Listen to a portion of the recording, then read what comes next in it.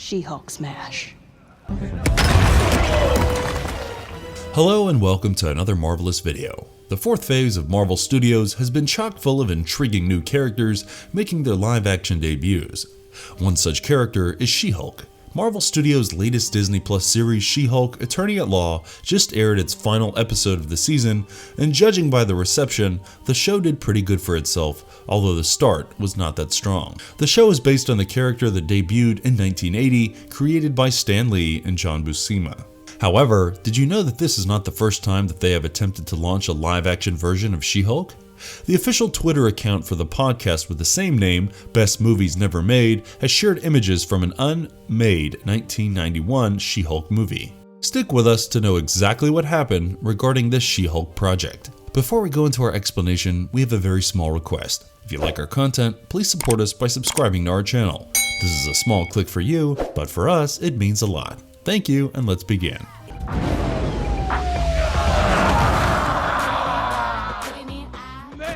She-Hulk, an unreleased 1990s live-action movie. Marvel attempted and failed to produce a She-Hulk film in the early 1990s, and She-Hulk: Attorney at Law provides the ideal opportunity to make up for that production's costume design.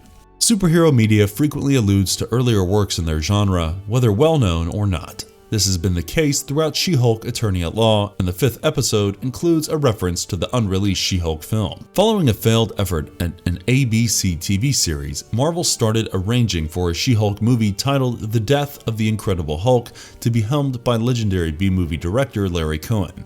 In preparation for her part as the titular character, Bridget Nielsen, well known for playing Ludmilla Vauban Drago in Rocky IV and Creed II, and the ex-wife of action icon Sylvester Stallone, even posed for pictures as both Jennifer Walters and She-Hulk. At least from the project's start, there was a definite commitment to it, but sadly the film was never made.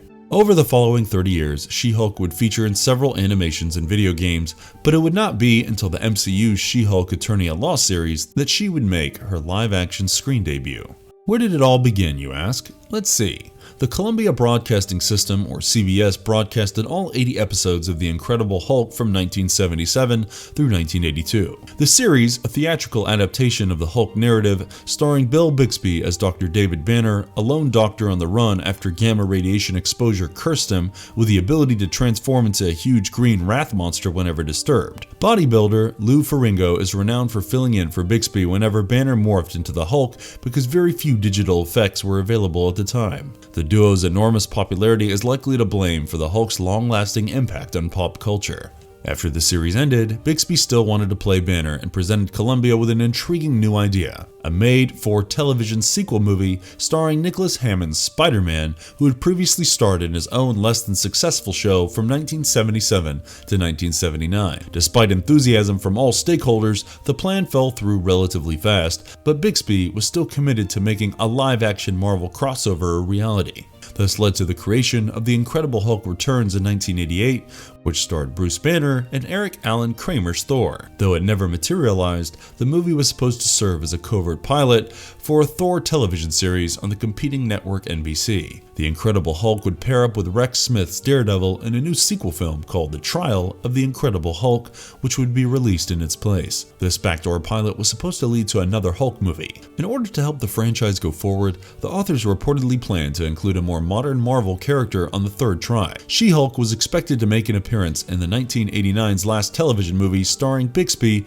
in all her green-skin glory. Strangely, Jennifer Walters was not there when it was released in 1990 as the death of the Incredible Hulk. The actual reason the project's lead actress was fired is still unknown. According to several reports, Jen was disregarded in favor of a Black Widow partnership. However, the film doesn't feature Natasha Romanoff, but a Russian spy character named Jasmine, who plays a significant role in the story. A short rumor circulated that She-Hulk would appear in a potential fourth movie, tentatively called The Revenge of the Incredible Hulk, but Bixby unfortunately passed away before it could be made. But before long, She-Hulk's name was being floated about for consideration on television once more. A standalone live-action series for She-Hulk was apparently in production titled The Death of the Incredible Hulk. The series was put together by producer Jill Sherman Donner, who had written for the first show extensively. Apart from the fact that it was briefly announced in 1990 as an upcoming movie from Marvel and New World Pictures, little is really known about the project. According to unconfirmed online claims, it may have been intended as a spin-off to CBS's The Incredible Hulk, with Ferrigno and Bixby returning as supporting players.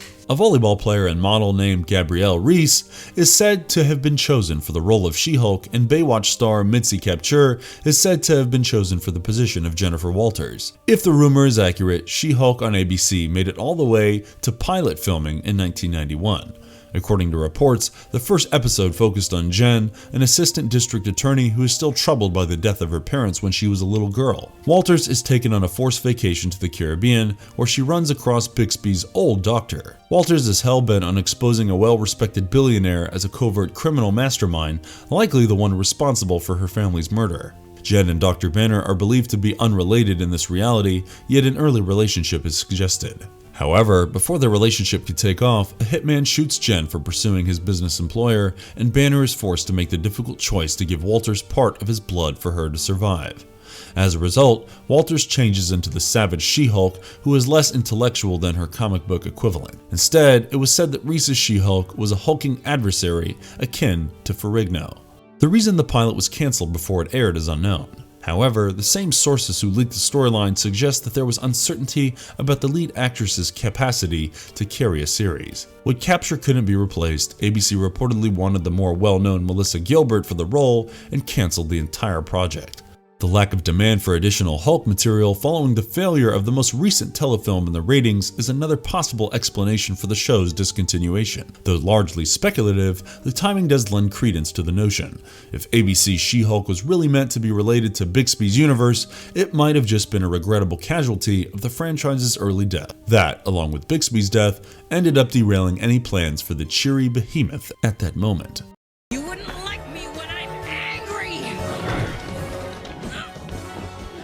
What happened to the 90s She-Hulk movie? When it became apparent that She-Hulk wouldn't be appearing on television soon, New World Pictures changed course and started working on a cinematic adaptation. Like the first live-action attempt, most of the specifics of the disastrous production remain hazy. The majority of the claims made by various sources will be mentioned here, although there are just a few undisputed facts known to be entirely accurate. First off, almost everyone can agree that the concept was given to B-movie filmmaker Larry Cohen sometime in the early to mid-1990s.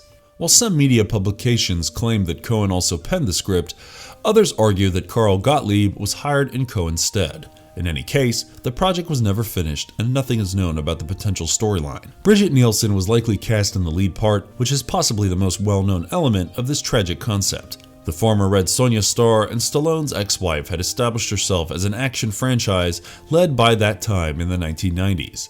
A while back, now famous publicity images of Nielsen as both Jennifer Walters and the powerful She-Hulk surfaced online, coming from a feature in a Wizard magazine edition. It has been asserted that the studio didn't have faith that She-Hulk would succeed and believed that a photo shoot with a celebrity of Nielsen's stature would attract investors and jumpstart the project. Unfortunately, the commercial disasters of the other low-budget Marvel movies of the time, such as Captain America, The Punisher, and Howard the Duck, proved to be too damning and put an end to the film before it even got off the ground. Naturally, Marvel's popularity on television had grown tremendously since then, making the She-Hulk's appearance all but inevitable in the future. The character made her Marvel Cinematic Universe premiere in a Disney Plus comedy series starring Tatiana Maslany, with Mark Ruffalo and Tim Roth reprising their roles as the Hulk and the Abomination respectively. Nielsen and Cohen's She-Hulk joins the ranks of Marvel movies you'll never watch, such as Blade 4, X-Men Origins Magneto, and Wes Craven's Doctor Strange.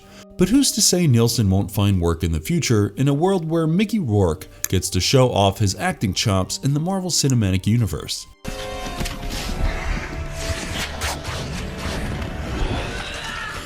Marvelous verdict. Whether these concept images accurately depicted the character's final appearance is another question.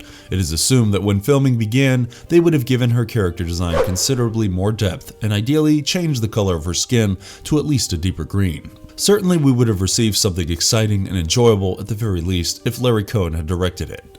In any event, Brigitte would have been a fantastic fit for the part. The Red Sonja actress was a dream choice for the cast.